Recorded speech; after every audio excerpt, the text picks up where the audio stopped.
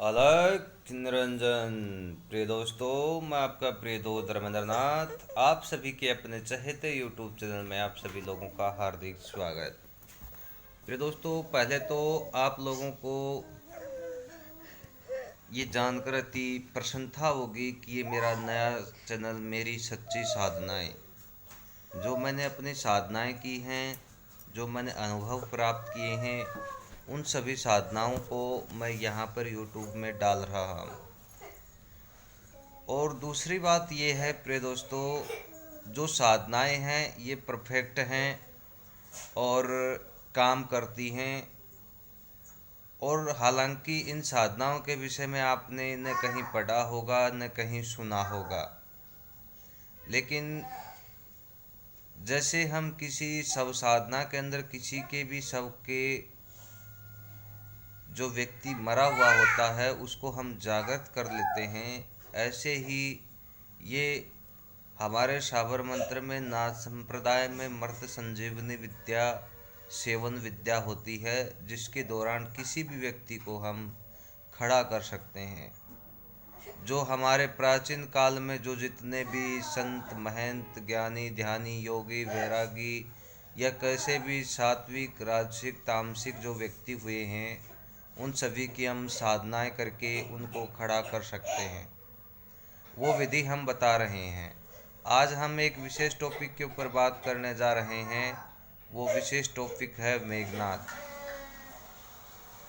मेघनाथ रावण का एक बहुत ही पराक्रमी पुत्र था। और जब कहा जाता है कि जब मेघनाथ का जन्म हुआ था, जब मेघों में बिजली की कड़कड़ाहट जैसी आवाज़ मेघों में होने शुरू हो गई थी, इसलिए उसका नाम मेघनाथ रखा गया। प्रिय दोस्तों, मेघनाथ का जन्म के बाद उसको इतनी शूरवीरता उसमें आ गई थी, उसने इंद्र तक को अकेले जीत लिया था, इसलिए उसका नाम इंद्रजीत भी पड़ा। रावण का पुत्र होने के साथ साथ उसे ब्रह्मा पर भी उसने आक्रमण किया था। तो ब्रह्मा ने भी उसको आशीर्वाद दिया था कि तू प्रत्यंगना अगर साधना करके जब भी तू युद्ध में जाएगा तो तेरा कोई बाल बाका नहीं कर पाएगा। प्रिय दोस्तों, राम और लक्ष्मण को 2 बार युद्ध में हरा चुका था मेघनाथ। चाहता तो पूरी राम सेना को अकेले भी जीत सकता था मेघनाथ। एक बार नागपाश से राम लक्ष्मण के शरीर को बांध दिया था, और एक बार तो आप जानते ही होंगे कि जो उन्होंने जो बाण चलाया था, उस बाण के प्रभाव से लक्ष्मण जी मूर्छित हो गए थे,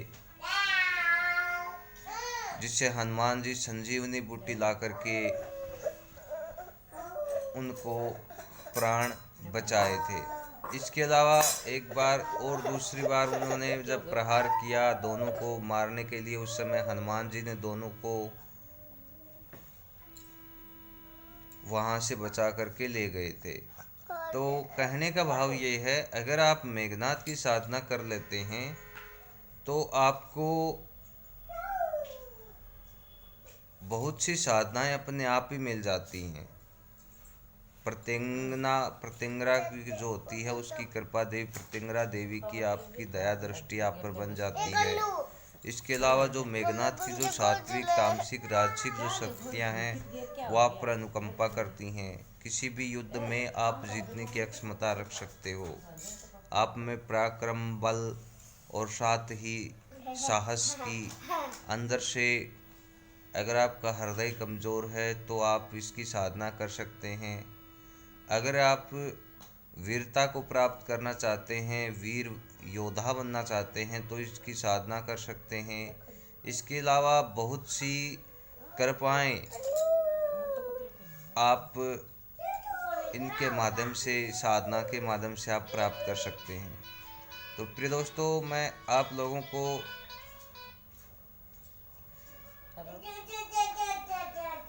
बताने जा रहा हूँ इसका मंत्र आप जाप कर सकते हैं। आप मेघनाथ और रावण और भगवान शिव तीनों की आप प्रतिमाएं रखें और तीनों को भोग दें और तीनों का आटे का दीपक बनाएं। मैं आटे का दीपक इसलिए बताता हूँ क्योंकि किसी भी चीज़ को खड़ा करने के लिए आटे का दीपक बहुत ही महत्वपूर्ण होता है, वो भी खड़ी बत्ती वाला। तो प्रिय दोस्तों, मैं इतना कहना चाहूँगा, आप आटे का दीपक बनाएं। आटे का दीपक के बाद में आप उनको भोग दें। कोई भी मिठाई का दें, फल फ्रूट का दें, जो आपकी श्रद्धा हो उसके अनुसार आप उसको भोग दें। अगरबत्ती जरूर लगाएं। चारों तरफ सेंट का सुगंधित वातावरण जरूर बनाएं ताकि जो शक्ति आप आवाहित करने वाले हैं वो आपकी तरफ आकर्षित हो। और साथ में कुछ अक्षत यानी कि चावल के दाने जरूर डालें। अक्षत की ढेरियाँ जरूर बनाएं और उनके ऊपर आप दीपक रख करके जो आपने बनाया है आटे का, उसका भी एक विधान होता है, वो आप रख करके आप मंत्र आप ले सकते हैं। मंत्र जो हम बताने जा रहे हैं उस मंत्र को आपको कंटिन्यू, ये साधना आप किसी भी कृष्ण पक्ष से स्टार्ट करके पूर्णिमा तक 1 महीने तक आपको करनी होती है। कृष्ण पक्ष के प्रथमा तिथि से लेकर के पूर्णिमा तक आपको करनी होती है। 1 महीना इस साधना का है। इस साधना में के दौरान आपको विचित्र अनुभव आपको बीच में प्राप्त होंगे, लेकिन आपको छोड़ना नहीं है, साधना करते रहना है। मंत्र इस प्रकार से है: ओम रावण पुत्राय विद्महे मेघनाथ धीमहि